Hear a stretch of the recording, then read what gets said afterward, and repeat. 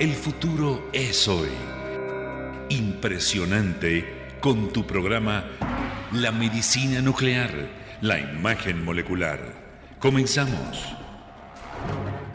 ¿Cómo están, amigos? Muy buenas noches, qué gusto recibirles ya este martes 19 de abril del año 2022 y bueno, pues encantados de recibirlos una vez más en la emisión número 63 del programa La Medicina Nuclear en la Imagen Molecular. Ya saben ustedes quién es nuestro experto titular, el doctor Iván Díaz Meneses. ¿Cómo está, doctor? Muy buenas noches. Hola, Lupita, buenas noches. Pues otra vez, con mucho gusto aquí como todos los martes a las 10 de la noche, transmitiendo en vivo desde la Ciudad de México. Tenía mucho que no decíamos esa frase.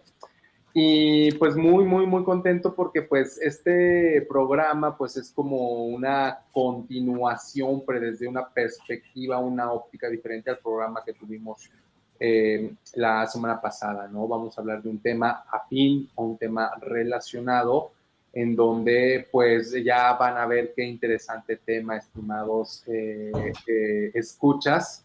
Y pues bueno, les damos las gracias por estar aquí nuevamente con nosotros en su programa La Medicina Nuclear y la Imagen Molecular, transmitiendo en vivo desde la Ciudad de México, pues para todo el mundo, donde haya internet y donde se entiende el idioma español, Lupita.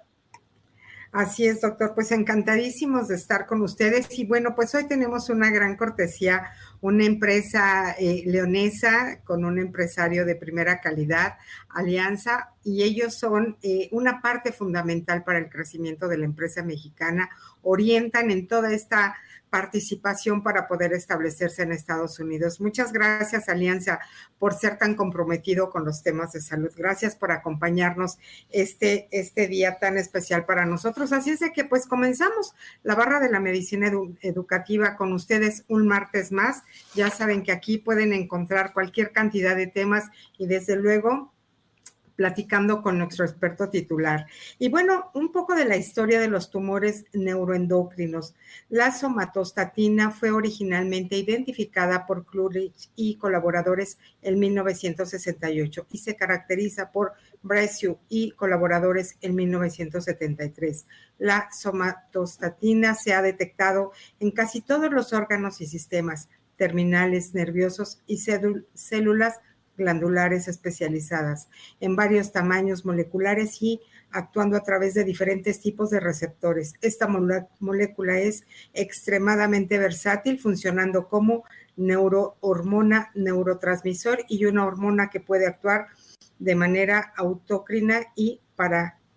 Es súper importante este tema y bueno, hay varias preguntas que no quisiera yo adelantarme porque creo que el doctor hoy tiene mucho que platicarnos y bueno, la medicina nuclear e imagen molecular es una especialidad que hoy es visible gracias a nuestro experto titular y un lenguaje claro que permite estar cercano con todos ustedes. Gracias a ustedes, pues seguimos al aire un año, 3 meses ya y el tema de hoy, como lo mencionamos hace un momento, tumores neuroendocrinos. Y bueno, pues vamos rápidamente a conocer quién es nuestro experto titular, profesional de la medicina nuclear y la imagen molecular, formado en el Centro Médico Nacional Siglo XXI, el Instituto Nacional de Cancerología y el Instituto Nacional de Neurología, con posgrados de alta especialidad médica en neurociencias nucleares y oncología nuclear. Amplia experiencia por más de 10 años en la práctica clínica. Su desenvolvimiento lo llevó a los ámbitos privado y público con presencia e influencia profesional en todo México y el extranjero. Profesor de curso de posgrado de neurociencias nucleares, formador de recursos humanos médicos de alto nivel, desde luego, y no podía faltar este brazo social, un gran rotario del Club Rotario Alameda. Así es de que, bueno, pues contamos con este profesional de la salud cada semana y es muy importante aprovecharlo. Nos preguntaban, brevemente le comento, cada cuándo el doctor se actualiza, cada cuándo toma cursos, pues el doctor ya nos platicará, pero tengo entendido que el doctor diario está actualizándose. Muchas gracias por todas sus preguntas y sus comentarios, así es de que pues continuamos, estamos Ay, perdón, no sé qué pasó aquí, pero bueno, gracias a la empresa Alianza, una empresa fundamental para llevar tu negocio a Estados Unidos. Muchas gracias por esta cortesía y desde luego el compromiso con la salud. Y bueno, la medicina nuclear y la imagen molecular, primer programa radiofónico dedicado a la divulgación de la medicina nuclear e imagen molecular para México y el mundo. Y recuerden, amigos, somos los divulgadores pioneros en lengua español, totalmente verificado. Y bueno, hay que resaltar la medicina nuclear, una especialidad médica de excelencia y de vanguardia. Y bueno, pues son las 9:02 PM. Ya iniciamos nuestra 63 emisión y estamos hablando o vamos a empezar a platicar tumores neuroendocrinos. Así es de que, pues algo en contexto para entrar ya totalmente en materia va a ser los tumores neuroendocrinos. Son un grupo de tumores poco comunes que se originan en células especializadas que combinan los rasgos de las células nerviosas y las células endocrinas. Las células neuroendocrinas están dispersas por todo el cuerpo. Hay varios tipos de tumores neuroendocrinos con síntomas comunes y inespecíficos que pueden confundirse con otras afecciones comunes o menos graves. Y de todo esto nos va a platicar el doctor, así es de que continuamos ofreciendo las redes sociales del doctor. Asimismo, estamos en la medicina nuclear y la imagen molecular completamente en vivo en Facebook, Twitter e Instagram, la medicina nuclear y la imagen molecular. Así es de que muchísimas gracias, Alianza, por acompañarnos esta noche y gracias también a nuestra casa Promo Estéreo por todas las facilidades, a nuestra querida productora Celia González en la cabina, Belén Aspetia en las redes sociales y pues nuevamente muchísimas gracias por acompañarnos. Les recordamos, este es nuestro tema del día de hoy, tumores endócrinos. Así es de que, bueno, el WhatsApp también lo tenemos disponibles, el 5510-640164. Y bueno, doctor, pues empezamos de lleno, que tiene usted muchísima chamba el día de hoy. Así es de que totalmente empezamos. ¿Qué es un tumor neuroendocrino? Sí, Lupita, pues este es un tema bastante llamativo, es un tema que ha estado, pues últimamente está tomando impulso, ha estado tomando visibilidad en el ámbito oncológico, en el ámbito médico. Entonces, como lo mencionabas, pues un tumor neuroendocrino es ese tumor que se origina de células que tienen un linaje o una estirpe neuroendocrina. Como lo habíamos platicado ya en otros programas, Lupita, acuérdate que los tumores se suelen nombrar o se suelen caracterizar o identificar por la célula que le da origen. Entonces, de tal manera que, por ejemplo, un cáncer de hígado, pues se origina de los hepatocitos, que son las células que están en el hígado. O un cáncer renal, pues se puede originar de esas células renales llamadas nefronas, que están en los riñones y le dan origen. Y lo mismo para los tumores de cerebro y los tumores de por ejemplo, de la tiroides, ¿no? Que se originan de ese tipo de células. Pues resulta que estos tumores pueden derivar en patrones de malignidad o patrones de benignidad o patrones intermedios, ¿no? De tal manera que hay un espectro muy amplio en cuanto a la agresividad o a la capacidad de malignizarse de los diferentes tumores. Recordemos que la palabra tumor no necesariamente implica cáncer. Hay tumores benignos. Y bueno, es muy importante hacer la diferenciación de este tipo de tumores. Entonces, como estamos hablando hace ratito de las células de linaje o de estirpe, que estas células al momento de que mutan en su material genético, que bueno, ya hemos hablado que es el ADN, presentan alguna mutación en este material genético que a su vez puede hacer que estas células se comporten de una manera anómala. Esto puede conllevar a una proliferación, o sea, a un crecimiento o a una multiplicación celular que cuando llega a tener un suficiente tamaño, una suficiente organización, pueden constituir un tumor. Nuevamente, dependiendo del grado en que la célula de origen, es decir, el linaje, vamos a hablar de una célula neuroendocrina, las células que se van replicando y que van apareciendo posteriormente, en la medida en que van conservando más rasgos biológicos similares a la célula de cual de origen, nosotros hablamos de tumores bien diferenciados o tumores poco diferenciados.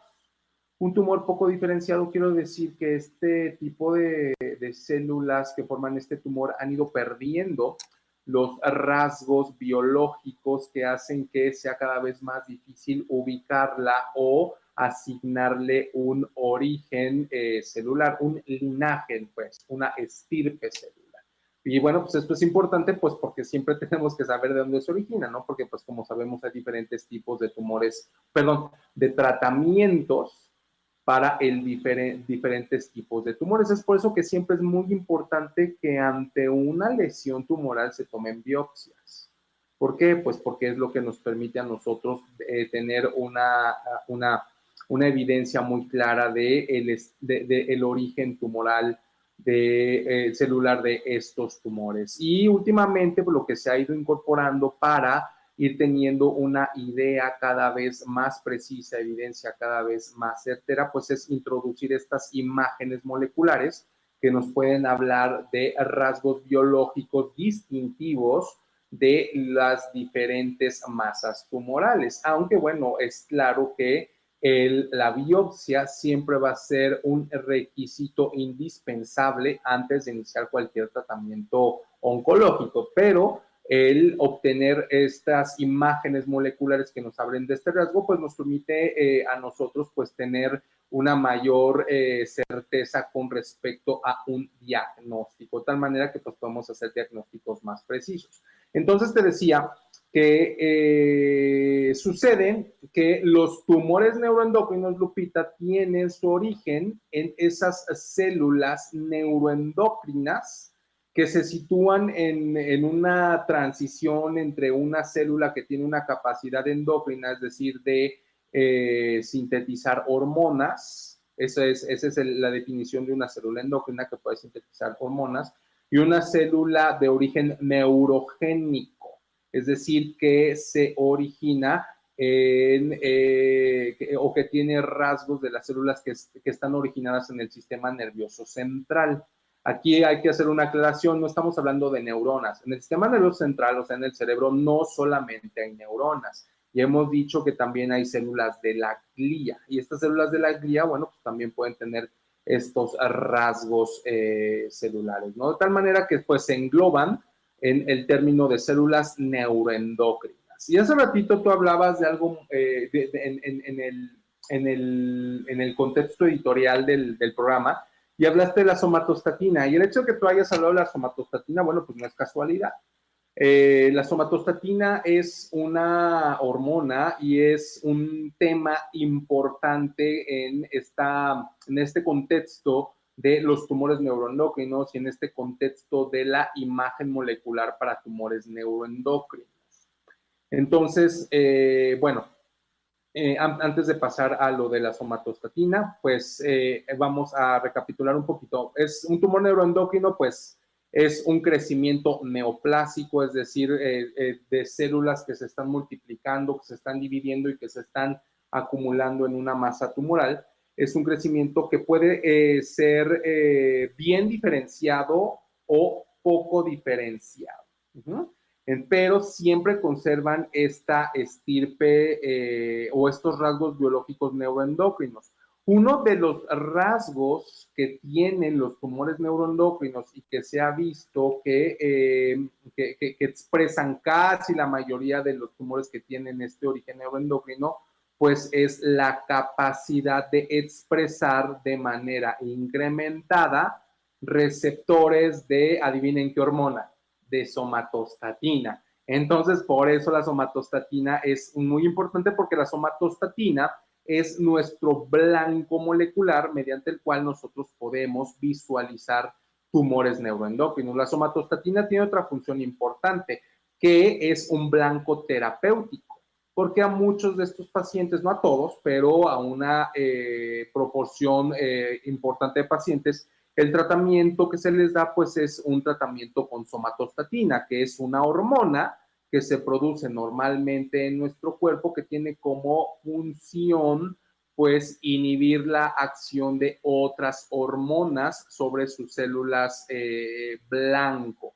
Ajá, es decir, que es como, en términos muy sencillos, es como una hormona que evita que otras hormonas funcionen de más, ajá, o que detiene su acción. Eso es lo que hace la somatostatina. Entonces, se ha visto que estos tumores neuroendocrinos expresan cantidades incrementadas, anormalmente altas de receptores de somatostatina, porque, bueno, pues es uno de los rasgos que tienen estas células neuroendocrinas, ya que, bueno, al compartir un origen neuroendocrino, pues expresan estos receptores. Y pues te puedo comentar, Lupita, que la mayoría de las células de nuestro organismo pues expresan receptores de somatostatina. Aquí el punto es la cantidad exagerada que una célula tumoral neoplásica puede expresar de estos receptores, y es por eso que nosotros podemos visualizar este tipo de tumores, o podemos caracterizar a este tipo de tumores por la presencia de receptores de somatostatina. Entonces, como ves, pues la somatostatina es una hormona muy importante cuando estamos hablando de tumores neuroendocrinos, pues porque nos sirve para visualizar con imágenes moleculares, y nos sirve también para dar tratamiento, y a últimas fechas, como lo vamos a ver, pues nos sirve también de manera muy eficiente para la terapia con radionúclidos. Más adelante vamos a tocar un poquito el tema nuevamente de la somatostatina, ¿no? Entonces te decía que son tumores que crecen, ¿no? Que tienen un estirpe epitelial, y al estar en prácticamente pues todo el cuerpo, pues virtualmente se pueden originar en varias partes, incluso en la piel, Lupita. Tumores neuroendocrinos es un término abarcador que incluye diferentes tipos de tumores. Los tumores neuroendocrinos que se presentan más frecuentemente son esos tumores que se originan en los intestinos, sobre todo en el intestino delgado, gastrointestinales se llama. Pero también hay tumores que se originan en el páncreas, en la cabeza del páncreas. En su conjunto se llaman gastroenteropancreáticos. Es decir, todos esos tumores que se originan en el páncreas, en el estómago, en los intestinos delgados.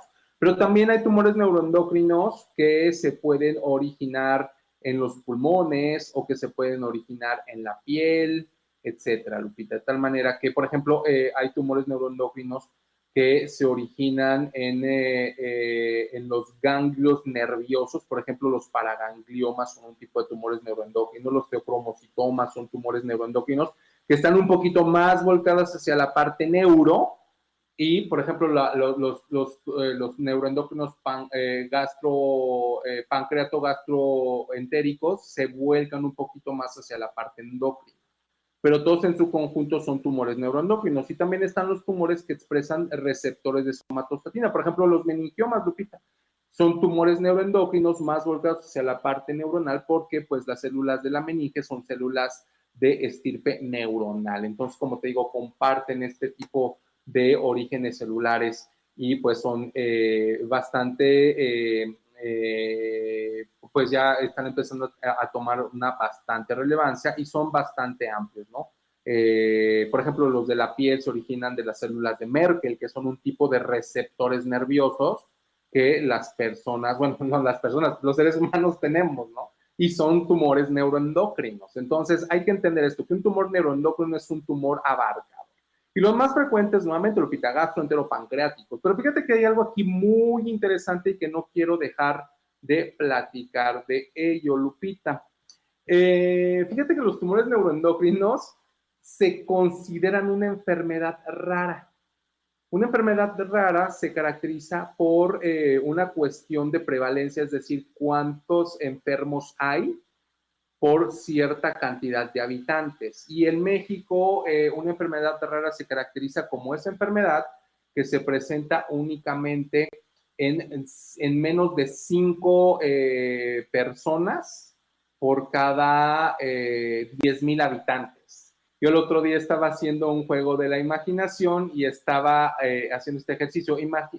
Imaginemos que llenamos el Estadio Azteca, que caben aproximadamente 90,000 personas. Eso quiere decir que aproximadamente entre 40 y 45 personas de esas 90,000 personas, bueno, exactamente son 87,500. Pero bueno, vamos a cerrar las cifras. Imagínate que en todo el Estadio Azteca lleno solamente vas a encontrar a 45 personas con esa enfermedad. Entonces, pues eso es muy poquito, ¿no? Y eso es una enfermedad rara. ¿Cuál es lo relevante de que estos tumores se consideren una enfermedad rara? Y aquí viene una parte un tanto agridulce, Lupita.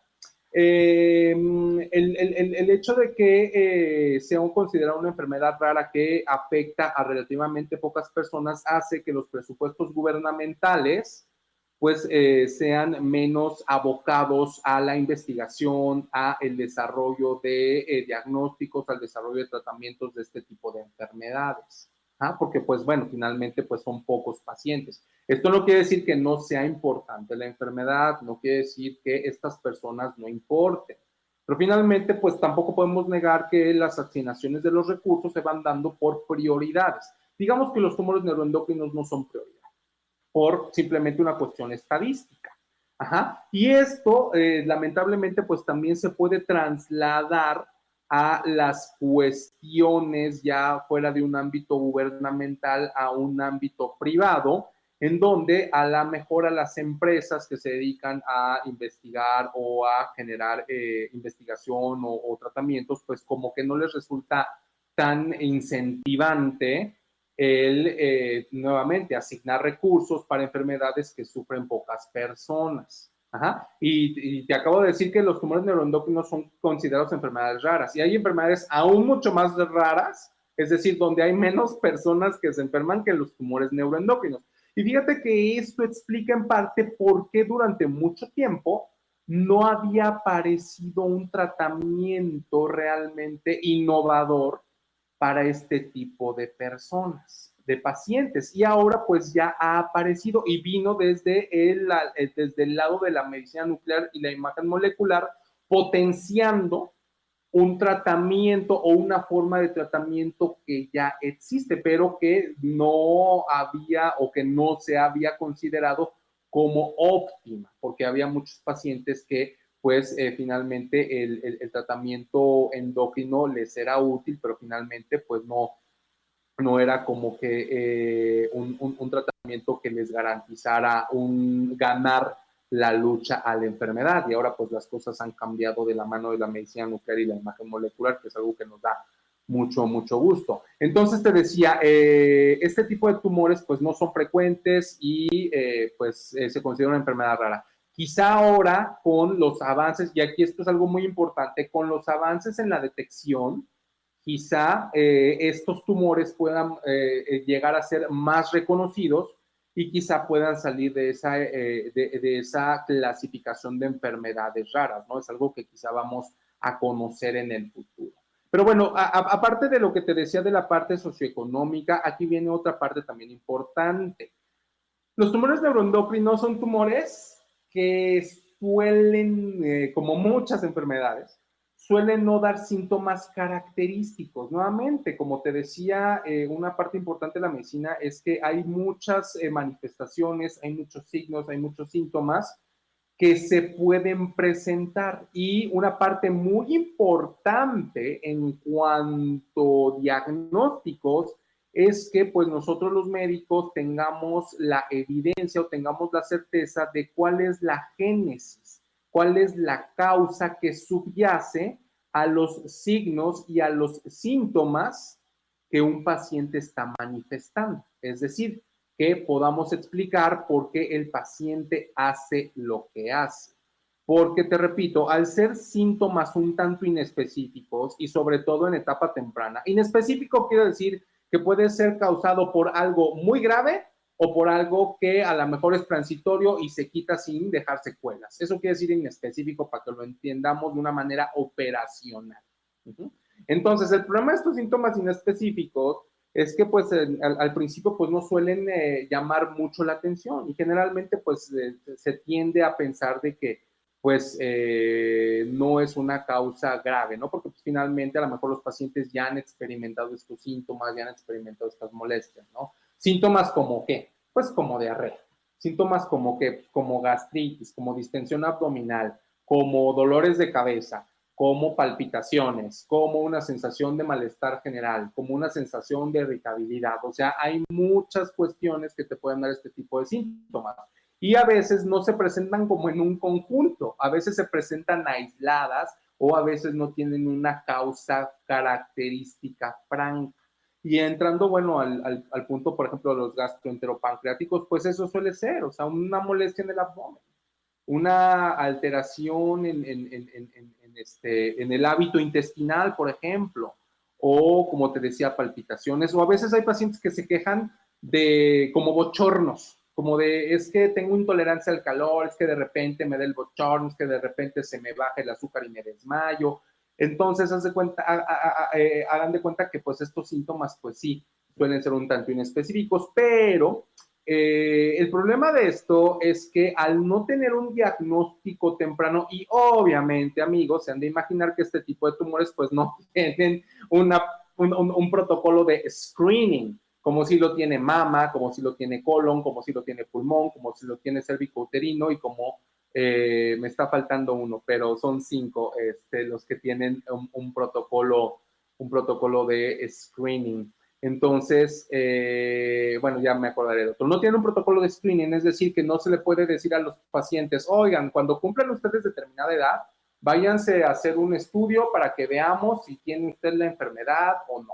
Ajá. Entonces, como sí puede suceder en otro tipo. Próstata es el que me faltaba. No, eso no se hace. Entonces, al ser un tumor que no tiene screening, al ser un tumor que da sintomatología muy ambigua, o a veces no da una sintomatología hasta que crece y muchas veces los pacientes empiezan a tener síntomas, Lupita, hasta que el tumor ya creció, no cuando está empezando a crecer, hasta que ya creció, o sea, ya que tiene un volumen pues importante, un volumen razonable.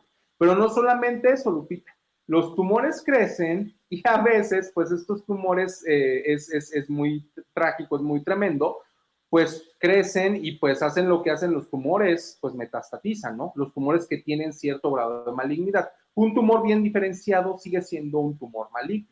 El menos agresivo, quizá el menos canijo, pero sí ya es un tumor maligno, solamente que es bien diferenciado, como este tipo de tumores, ¿no? Y una de las características de un tumor maligno pues, es la capacidad de lanzar metástasis. Y al estar situados en el intestino, pues por vía sanguínea, el primer lugar a donde llega la sangre que viene de los intestinos, adivinen cuál es, pues es el hígado. Por eso muchos de estos pacientes cuando debutan, cuando se detectan, a veces se detectan porque sus análisis de hormonas hepáticas o de funcionamiento hepático se empiezan a alterar, porque está habiendo un proceso que está haciendo que se modifiquen estas pruebas. Entonces, muchas veces estos pacientes cuando son diagnosticados ya están en un estadio 4, es decir, un estadio en donde ya hay metástasis a distancia. Y suelen ser metástasis múltiples, es decir, no es de que pues sí me hizo una sola metástasis grandota y ahorita pues podemos entrar a cirugía y le quitamos la metástasis. Generalmente suelen ser metástasis múltiples o pequeñitas, ¿no? Entonces, pues es complicada la resección quirúrgica. Y esa era como que, era la historia muy resumida, vista desde un punto de vista pesimista de qué pasaba con los tumores gastroenteropancreáticos. Tumores que se diagnosticaban tardíamente y tumores que al momento de diagnóstico ya estaban metastásicos. Ajá, en donde, bueno, pues ya las opciones de tratamiento, pues a veces ya ni operaban a los pacientes y pues ya nada más era un tratamiento de mantenimiento con una medida hormonal, Lupita. Entonces, ahorita nosotros estamos en las postrimerías, estamos en el comienzo de un cambio de paradigma, como ya fue en próstata, Lupita, también estamos ante un cambio de paradigma con respecto a tumores neuroendocrinos que viene impulsado desde la medicina y la imagen molecular. Entonces, pues estamos viviendo momentos muy interesantes, muy importantes con respecto a cómo la ciencia médica diagnostica y trata este tipo de tumores, Lupita, que ya vimos que, bueno, pues tiene ciertas características y que es algo importante y que es algo que merece la pena divulgar, que la gente conozca este tipo de enfermedades. Así es, doctor. Y bueno, pues muchísimas preguntas alrededor de ello. Una de ellas, usted ya la respondió, no hay tamizaje para esto. Digo, finalmente las cifras que usted nos da pues son muy importantes porque pues si no es el grueso de la población, pues no hay como tal esta investigación. Y otra de las preguntas muy recurrentes, doctor, ¿esto se presenta más en hombres o mujeres? Pues fíjate que no hay una preferencia, Lupita, o sea, se puede presentar, no hay como que una predilección por sexo de los tumores neuroendocrinos.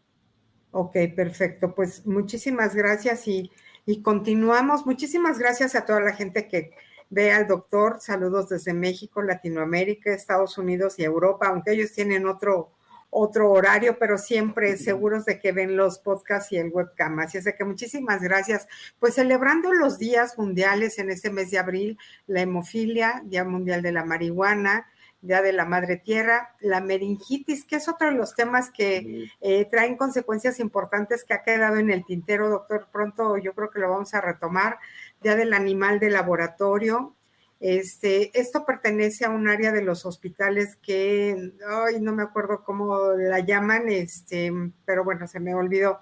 Día Mundial del Paludismo, Día Mundial del ADN. Así es de que, bueno, pues ahí están para pues más que celebrar, yo creo que recordar que existen todos estos momentos y estos padecimientos que hay que contemplar. Recordemos, amigos, estamos hablando de tumores neuroendocrinos con el doctor Iván Díaz Meneses. Y bueno, doctor, pues llegamos al dato curioso. Platíquenos, por favor. Sí, fíjate, bueno, antes de entrar al dato curioso, ahorita que estoy viendo algo de lo que nos manda el público, se me pasó comentarles que estos tumores pueden ser funcionantes o no funcionantes.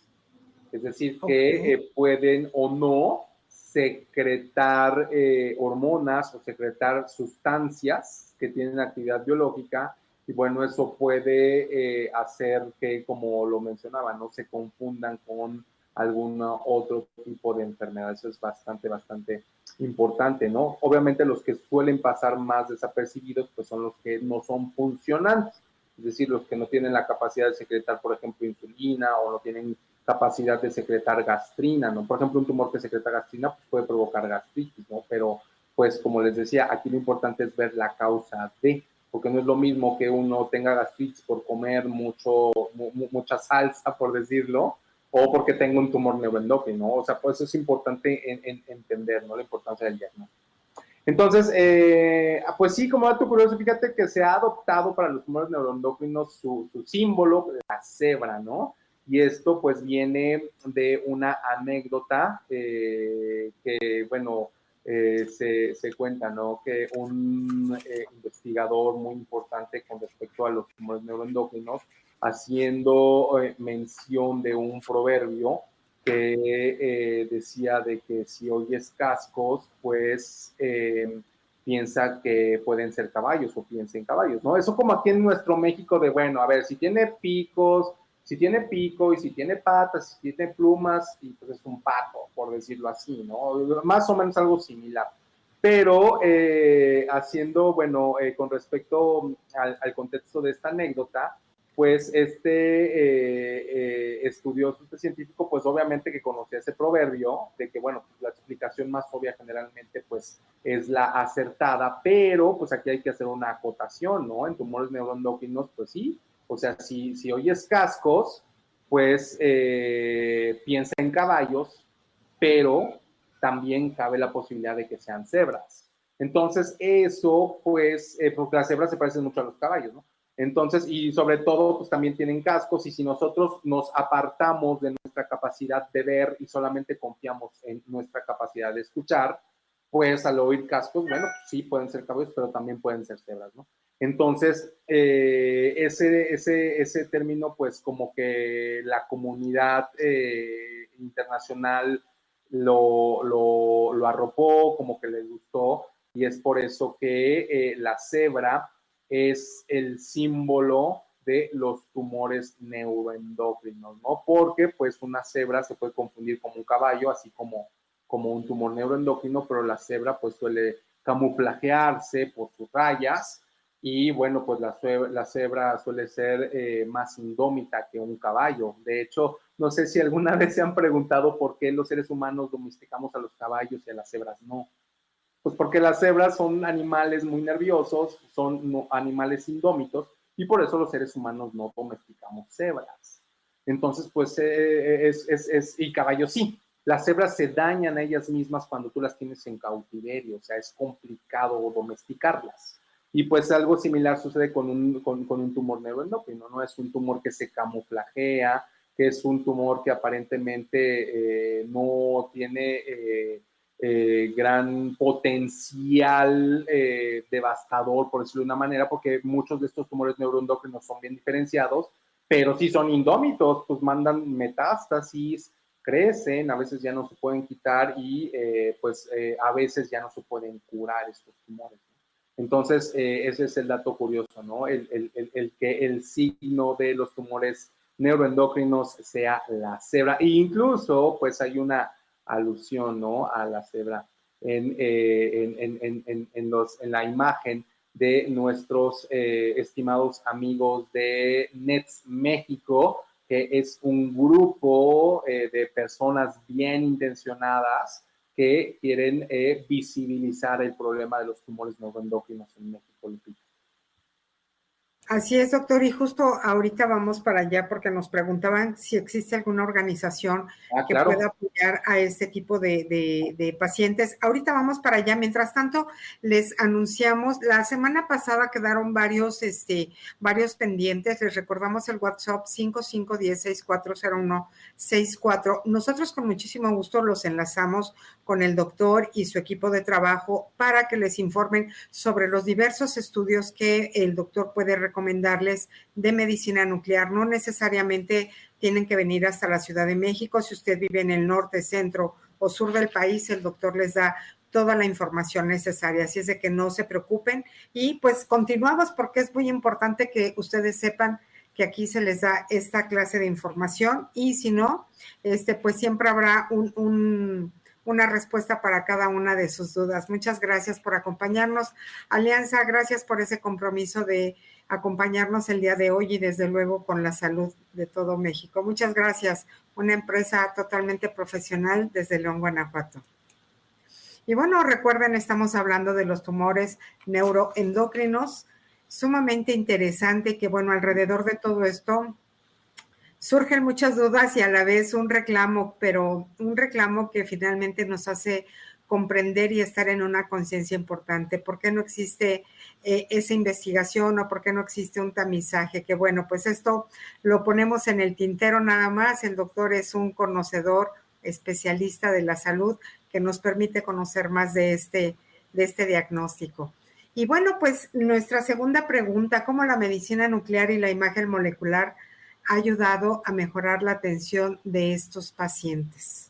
Sí, Lupita, pues es muy importante. Fíjate que, como te decía hace ratito, estamos viviendo pues épocas muy, muy emocionantes desde varias trincheras, desde varios puntos de vista, ¿no? Obviamente que las personas que tienen que lidiar y luchar contra este tipo de tumores, pues están teniendo, como lo decíamos en otro programa, ¿no? Una luz de esperanza en donde pues al añadirse un tratamiento innovador, pero no solamente innovador, sino un tratamiento que también está dando resultados clínicos, pues es algo que es muy esperanzador.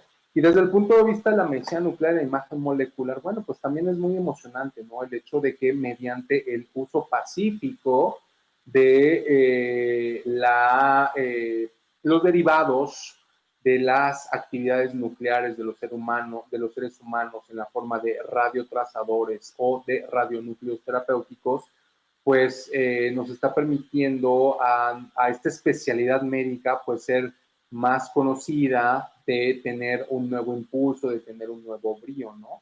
Y es por eso que este es un tema importante, ¿no? Y como lo veníamos diciendo desde diferentes emisiones, pues este ya no es como que el primer caso, Lupita, y como que ya no empieza a ser casos aislados. Como que a partir de ahorita nosotros, la humanidad, hemos estado descubriendo cómo usando la medicina nuclear y la imagen molecular podemos nosotros incrementar el arsenal diagnóstico y terapéutico para los pacientes con diferentes tipos de enfermedades y cómo en el futuro, pues esto puede usarse también para tumores cerebrales, o puede usarse para tumores de riñón, o puede usarse para leucemias, o puede usarse para linfomas, etcétera, ¿no? Entonces, esto es como que estamos ante las postrimerías de algo que se viene muy importante en el uso de isótopos radiactivos de uso médico.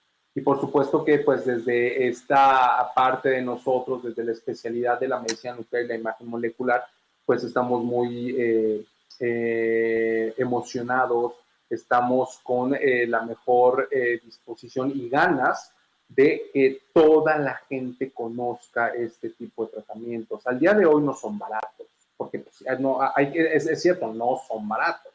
Y al día de hoy el gobierno no los cubre.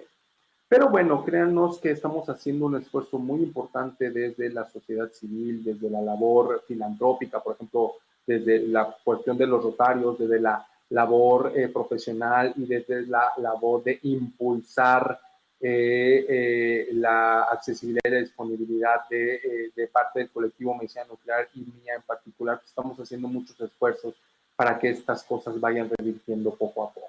Entonces, ¿cómo mejora la medicina nuclear? Pues lo primero que dijimos, Lupita, un diagnóstico. Muchos de estos tumores no eran diagnosticados, ya no digamos de manera precisa, de manera oportuna, Lupita. Ajá. Porque muchas veces a estos pacientes que tenían este tipo de sintomatologías, cuando se les hacen tomografías normales, como de contraste o incluso resonancias, pues a veces no encontraban una anomalía. Y si encontraban una anomalía, decían, bueno, ahí hay algo anormal, ahí hay una bola, pero yo no te puedo decir si es un tumor neuroendocrino o no. Quizá por los síntomas que está teniendo el paciente, pues sí pueda ser un tumor neuroendocrino. Pero dijimos que no todos los tumores neuroendocrinos daban sintomatología, pero todos pueden metastatizar. Entonces, este es un punto, ¿no? Y cuando tú no tienes una certidumbre temprana o una certidumbre pronta, pues el tiempo pasa. Y el tiempo que tú pierdes en hacer un diagnóstico, pues es un tiempo que el tumor aprovecha para extenderse. Por eso es extremadamente importante los diagnósticos precoces en etapas tempranas, pero precisos, Lupita. Aquí ya no es suficiente como con una toma o una rezo decir que ahí hay algo. Precisamente lo que hace la medicina nuclear es decir, bueno, ahí hay algo y ese algo es más probablemente esto, la especificidad, es decir, la capacidad de decir de qué se trata una masa, es algo que no tiene comparación hablando de la eficacia y las capacidades diagnósticas que tiene la medicina nuclear y la imagen molecular, es decir, los estudios de PET y SPECT, comparados contra los estudios de tomografía con medios de contraste y resonancias con medio de contraste. Por eso es importante que primero los pacientes entiendan que hay mucho más que solamente la imagen morfológica, o sea, que no se conformen nada más con que, bueno, ya le hicimos su tomografía y ya le hicimos su rezo. Ellos pueden optar por obtener lo siguiente que sigue en cuanto a los métodos diagnósticos, que es la imagen molecular. Generalmente se hacen primero tomografías y resonancias magnéticas porque son más baratas y porque son más accesibles y disponibles. Pero el problema es que no siempre te dan una respuesta clara. Ajá. Entonces, el hecho de que los pacientes sepan que existe la medicina nuclear y la imagen molecular, obviamente hecha por médicos nucleares expertos, porque estos estudios no los interpreta y no los hace cualquier médico, se requieren médicos especialistas, especialistas en medicina nuclear, por cierto. Estos estudios bien hechos, pues pueden dar información muy importante. que puede acortar los tiempos de diagnóstico, que pueden cambiar el manejo médico y pueden evidenciar qué pacientes pueden ser aptos a estas terapias innovadoras y novedosas, como las que hablamos en el programa pasado, Lupita, las terapias con lutecio, que marcan moléculas de somatostatina. Es por eso que es importante que los pacientes con tumores neuroendocrinos sepan que ya en México ya está disponible. Ya les comenté, o sea, en México ya está disponible, tenemos que trabajar mucho en cuanto a accesibilidad, mucho en cuanto a disponibilidad, pero en principio ya no tendrían que ir los pacientes fuera de nuestro país para hacerse estos estudios, o sea, ya están disponibles. Y es importante que entiendan que esta imagen, la imagen que nosotros podemos tener con los de tumores neuroendocrinos con medicina nuclear e imagen molecular, pues es lo que nos va a dar la pauta para saber si un paciente es candidato a terapia con radionúclidos, el famoso lutecio, que el lutecio puede marcar diferentes moléculas y se puede utilizar para diferentes tipos de tumores, no solamente los neuroendocrinos, o terapias con actinio 225, por ejemplo, que es un emisor alfa, ¿no? Entonces, esto es algo bastante importante y como tú lo comentabas, Lupita, nosotros aquí en este programa, pues con mucho gusto le podemos dar la asesoría a los pacientes acerca de dónde encontrar sus estudios de terapia con, sus estudios diagnósticos para tumores neuroendocrinos. Aquí viene algo muy importante. A ver, la imagen molecular lo que hace es visualizar contrapartes endógenas o rasgos biológicos intrínsecos de los tumores, poniéndolo en un contexto muy específico.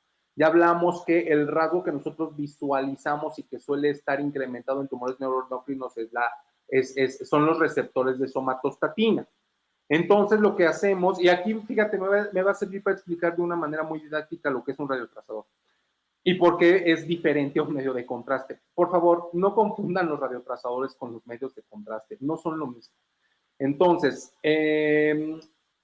tú tienes un rasgo molecular que es la expresión de receptores de somatostatina. Entonces, la lógica es que si tú agarras una somatostatina, una molécula de somatostatina y la unes a su receptor, pues ahí se va a quedar. Pero al ojo pelón, pues tú no lo puedes ver. Tú necesitas algo que te permita visualizar la unión de esa molécula de somatostatina al receptor que está expresado de manera incrementada en un tumor. Entonces, ¿qué es lo que se hace? Pues a esa molécula de somatostatina que puede ser un análogo de la somatostatina, aquí vamos a pasar al siguiente paso, el octreotide. El octreotide es una molécula similar a la somatostatina, no es idéntica, pero es similar a la somatostatina. Entonces tú tienes el octreotide que finalmente también se va a unir al receptor de somatostatina. Es decir, tanto la somatostatina como el octreotide se van a unir al receptor. Y tú puedes tener diferentes tipos de octreotide. Bueno, entonces ya tenemos nosotros el octreotide, que es una molécula que tú puedes sintetizar de manera artificial, por decirlo así. Y entonces este octreotide solito no vas a ver nada. Entonces, para que tú lo puedas ver, le vas a poner un átomo, un isótopo radiactivo, de los que usamos los médicos nucleares. Y este radionúclido puede ser un radionúclido de indio 111, que es un tipo de isótopo radiactivo, tecnesio 99 metroestable, que es otro tipo de isótopo radiactivo, flúor 18, galio 68 y hasta cobre 64, para hacer diagnósticos, para visualizar. Pero esta molécula de octreotide también le puedes pegar un isótopo radiactivo para tratamiento que se llama lutecio 177. Y le puedes pegar también una molécula o un isótopo radiactivo que se llama actinio 225. Entonces, esto es lo que explica más o menos lo que es un radiotrazador y por qué no es un medio de contraste. Porque un radiotrazador sí que tiene un blanco terapéutico o diagnóstico imagenológico dirigido. Entonces, tú tienes tu isótopo radiactivo, que puede ser indio 111, tecnecio 99, flor 18, galio 68, cobre 64, unido, cualquiera de estos, cualquiera de estos, unido a tu molécula de octreotide. Tú en los estudios, estos radiotrazadores se inyectan a los pacientes por vía intravenosa y pues la molécula de octreotide va a llevar el radionúclido a el sitio donde esté el tumor y se va a unir y lo va a concentrar.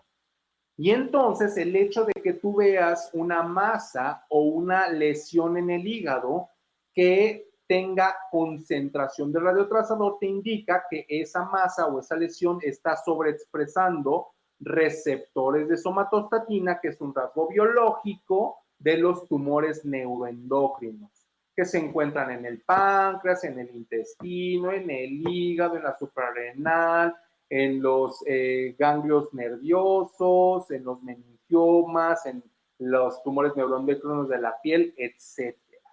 Entonces, esto es algo muy importante. ¿Y cuál es la relevancia de esto? Como ya mencionamos diferentes radionúclidos, virtualmente, Lupita, en cualquier lugar de México te puedes hacer un estudio de imagen de tumores neuroendocrinos. Hay unos que son más fáciles de hacer que otros. Hay unos que son más rápidos de hacer que otros. Hay unos que son más caros que otros. Pero virtualmente, Lupita, en cualquier lugar de la República Mexicana es posible hacer un estudio de imagen de tumores neuroendocrinos. Entonces, esta es la relevancia, porque a veces los pacientes piensan que solamente hay limitación en cuanto a la disponibilidad de imagen de tumores neuroendocrinos, y eso no es cierto. Virtualmente en cualquier lugar de México te puedes hacer una imagen de tumores neuroendocrinos. Aquí la diferencia es la accesibilidad, es decir, cuánto te cuesta. Y tú me vas a decir, bueno, es que ¿cuál es mejor y cuál es peor? Mira, Lupita, lo más importante es el médico nuclear que te lo interpreta. Porque tú puedes tener la mejor molécula con un médico no hábil, un médico inexperto o alguien que se está metiendo a interpretar lo que no sabe y no te va a dar resultados óptimos. Y un médico experto te da resultados óptimos de todas. O sea, no importa el radiotrazador que utilice. O sea, no importa si es galio, no importa si es flúor, porque es una pregunta recurrente. ¿Qué es mejor, el galio 68 o el flúor 18? En realidad, lo que te importa es el médico que te interpreta, porque el médico que te interpreta es el que le sabe dar el sentido a las imágenes. No es tanto de si es flúor o si es galio, es como, pues, ¿qué es mejor? Un tipo de, o qué es más sabroso, un tipo de refresco u otro tipo de refresco. Pues en realidad lo que importa es cómo la persona que te hace una bebida la mezcla o no. O este tipo de ejemplos trato de hacerlos como que muy, muy cotidianos para que la gente entienda, ¿no? Porque muchas veces se soslaya la labor del médico nuclear. Y sí, estas moléculas son maravillosas, por supuesto que sí, pero no sustituyen jamás el buen juicio y el razonamiento del médico. Estos estudios no se tienen que hacer por cualquier persona. Y nuevamente, no hay que menospreciar las capacidades que tienen los diferentes radiotrazadores. Precisamente por eso el médico nuclear es experto en conocer estos radiotrazadores, ¿no? Y hay que darle una eficacia diagnóstica a cada uno de ellos. Así es, doctor. Pues bueno, están llegando muchísimas preguntas para usted, pero vamos a continuar, si no, no vamos a acabar y nos surge también compartir la siguiente pregunta. Tenemos aquí algunas noticias, doctor, compártanos.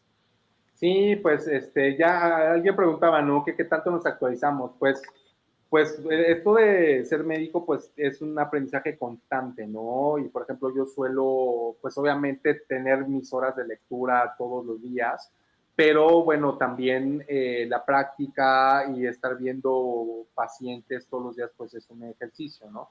Pero también se asiste a congresos. De hecho, pues en el mes de junio voy a ir al Congreso Estadounidense de Medicina Nuclear e Imagen Molecular, y bueno, pues ahí vamos a ver muchas innovaciones, muchas cuestiones interesantes en este mundo de la medicina nuclear y la imagen molecular, ¿no?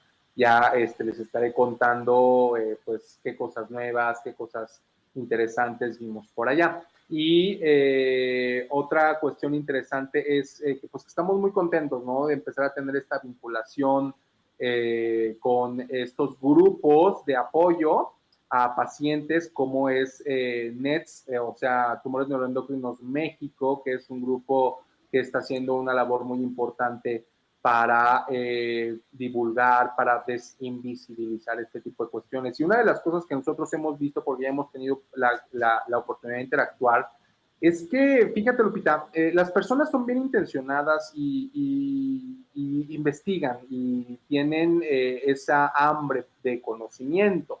Sin embargo, muchas veces siguen teniendo algunas dudas, algunas cuestiones que no son tan fáciles de encontrar. Por ejemplo, esto que te acabo de decir, ¿no? O sea, ¿qué es un radiotrazador y qué radiotrazadores hay en México? Eso no está escrito. Eso es algo que expertos que tenemos ya el conocimiento, pues en estos foros de convivencia con los pacientes, con los grupos de apoyo, pues solemos aclarar ese tipo de cuestiones, ¿no? De la disponibilidad de radiotrazadores, qué radiotrazador usar, qué opciones hay, obviamente sin sacrificar nunca la eficacia clínica y el beneficio para los pacientes. Entonces, esto es algo muy importante. También en la Fundación Oncidium, como recuerdas, pues yo soy embajador de esa fundación basada en Bélgica, que lo que estamos haciendo pues es impulsar el conocimiento acerca de la terapia con radionúclidos en México. Y bueno, pues los tumores neuroendocrinos son tumores que son susceptibles de ser tratados con terapia con radionúclidos, como lo hablamos en el programa anterior con lutecio, que marca moléculas de octreotide que van dirigidos a estos tumores. Aquí, bueno, en este programa ya expliqué un poquito más cuál es el razonamiento para usarlos, ¿no? Y pues esas son las noticias que tenemos para esta semana, Lupita. Y bueno, como lo ponen, ¿no? Muchas gracias a Alianza por apoyarnos a divulgar este tipo de información. Y fíjate que es muy interesante, ¿no? Muchos de los pacientes o mucho de lo que se conoce de tumores neuroendocrinos, hay muy poco escrito en español y muy poco desde creadores mexicanos. Entonces, esto es algo bastante importante, ¿no? Comunicadores, divulgadores mexicanos. Y hace ratito me quedé pensando, ¿no? O sea, ya llevamos 63 programas, Lupita, entonces también podemos afirmar con razonable certeza que pues somos quienes hemos durado más tiempo divulgando este tipo de cosas de manera continua, ¿no? De temas. Entonces, pues nos da pues mucho gusto el poder platicar con ustedes todos estos días. Y no sé si nos dé tiempo de otra pregunta.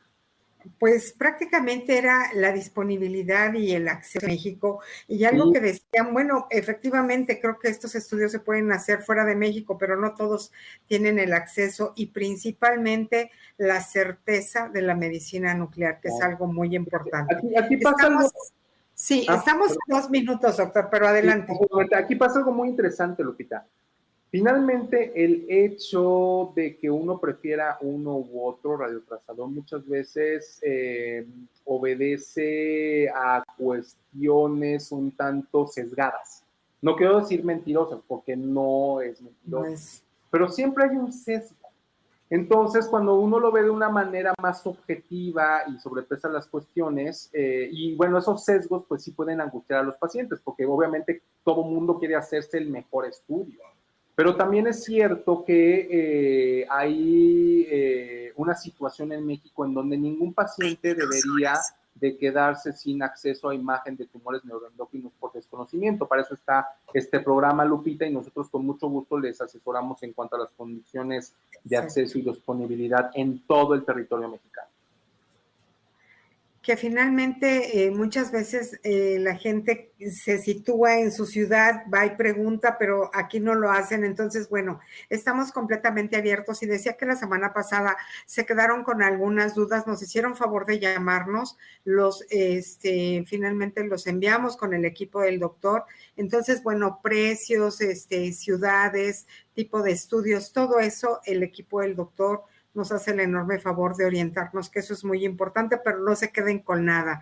Así es de que, amigos, pues la verdad, nos faltan muchas horas de programa, pero estamos muy contentos, como bien lo decía el doctor Díaz Meneses, llegamos a la emisión número 63 con un gran proyecto de trabajo, de vida, de muchos sacrificios, pero muy contentos que cada semana seguimos al aire con ustedes, siempre con un nuevo tema de gran interés. Se quedan muchas preguntas, pero en redes sociales estarán respondiendo poco a poco el doctor.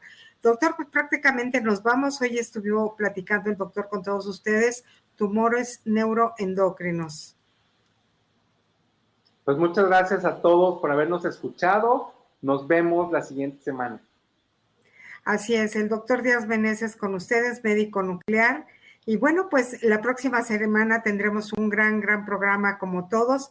Y gracias, Alianza, por tu gran compromiso y tu cortesía en los temas de salud. Muchísimas gracias. Las redes sociales del doctor, cualquier tema, estamos en el WhatsApp. Muchísimas gracias a todos por escucharles y pues nos vemos hasta la próxima semana. Hasta pronto. Gracias, doctor. Repasamos la tecnología. Ya estás al día. Este fue su programa, La Medicina Nuclear, la imagen molecular. La invitación cordial para la próxima semana. Hasta entonces.